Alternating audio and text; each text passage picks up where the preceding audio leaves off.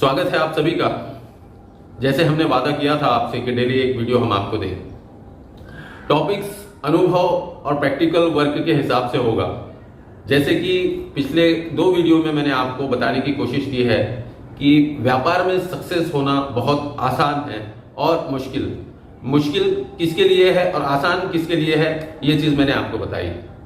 और उम्मीद करता हूं कि आपको क्लियर बात समझ में आई होगी कि व्यापार करना बहुत आसान है, लेकिन वो तर्कों के हिसाब से नहीं, ख्वाबों के हिसाब से नहीं, अपनी इच्छाओं के हिसाब से नहीं, बल्कि वो मेहनत के ऊपर है, फोकस के ऊपर है, कॉन्सेंट्रेट के ऊपर है। जी हाँ, जितना आप एक लॉजिकली चीजों को फॉलो करेंगे, प्रैक्टिकली चीजों को फॉलो करेंगे, तो व्यापार में सक्सेस मिलना कोई बड़ी बात नहीं है। चाहे कोई भी व्यापार हो, आपका फोकस बहुत मायने रखता है। जब आप डिस्टर्ब होते हैं, आप सपनों की बातें, बिल्कुल ड्रीम्स, अनलिमिटेड्स वगैरह बहुत सारी चीजें अपने एक बिजनेस, उस आशाएं, सारी आशाएं व्यापार से जोड़ लेते हैं, तो फिर आप कुछ नहीं कर पाते। व्यापार एक छोटे बच्चे की तरह होता है कि उसको आपको बहुत देखना पड़ता है, बड़ा भालना पड़ता है, बड़ी उसकी हिफाजत करनी पड़ती है, तब जाकर वो किसी एक स्थान पर जाकर वो बड़ा होने लगता है, मतलब फलने फूलने लगता है।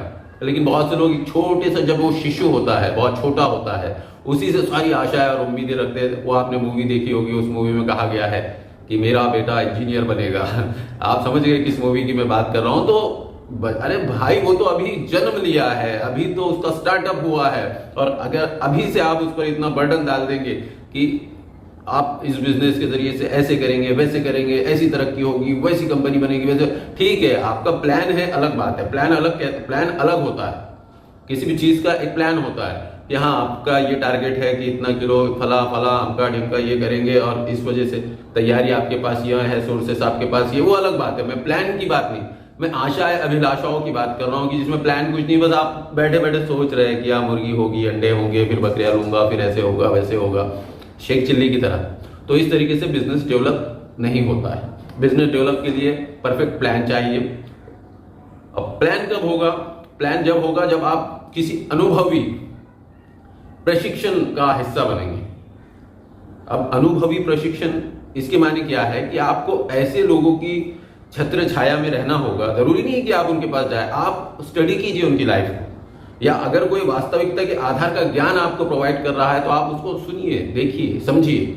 जैसे कि मैं हमेशा कहता हूं कि हमारा चैनल हमेशा से आपको वास्तविकता के आधार की जानकारी देता है। आप सवाल पूछिए, आपके मन में जो भी सवाल है पूछिए। बिजनेस आप आज करेंगे नहीं करेंगे वो बात की बात है, लेकिन सबसे पहले जरूरी है कि सवाल पूछिए।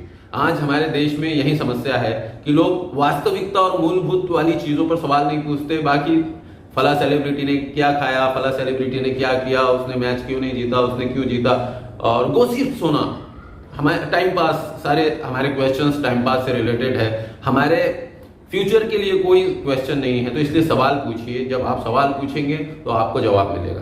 तो आते हैं मुद्दे पर। मुद्दा यही है कि अगर बिजनेस में आपको सक्सेस होना है तो जैसे जैसे आपके सवाल आएंगे, जैसे जैसे मेरे पास सवाल आ रहे हैं, उससे कनेक्ट करके मैं वीडियो बना रहा हूं आपके लिए। आपको नेक्स्ट वीडियो में जो मैं बताने वाला हूं, ब्लेंड। जी हाँ, चाय का ब्लेंड कैसे बनता है, और इसको विस्तृत तरीके से मैं बताऊंगा। चाय का ब्लेंड कैसे बनता है, कैसे आप अगर आसाम का कोई ब्लेंड बनाना चाहते हैं, उसका दाम आपने तय कर लिया है, और कैसे आप उसका मूल्यांकन करेंगे कि आसाम का कोई दाम उत्कृष्ट क्वालिटी का कैसे बनेगा, ये मैं आपको नेक्स्ट वीडियो में बताऊंगा। और सारी चीजें उसमें खोल खोल कर बताऊंगा कि किस प्रकार से उसका मूल्यांकन होता है, कितने प्रकार के आसाम के गार्डन्स एक अच्छे ब्लेंड में लगते हैं, और कौन कौन से गार्डन्स ऐसे होते हैं जिससे आपको पता चलता है कि उत्कृष्ट क्वालिटी की चाय बनेगी। तो जुड़े रहिएगा।